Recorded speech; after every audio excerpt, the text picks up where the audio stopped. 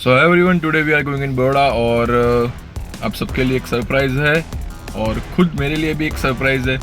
तो क्या सरप्राइज़ है क्या नहीं है वो तो आपको आगे जाके पता चलेगा, लेकिन अभी यहाँ से हम जाएंगे बड़ौदा के लिए।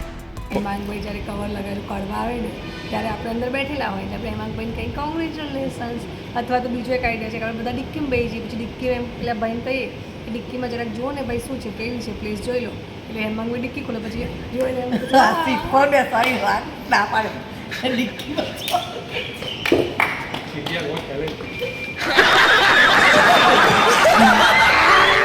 1 hour later. 2 hours later.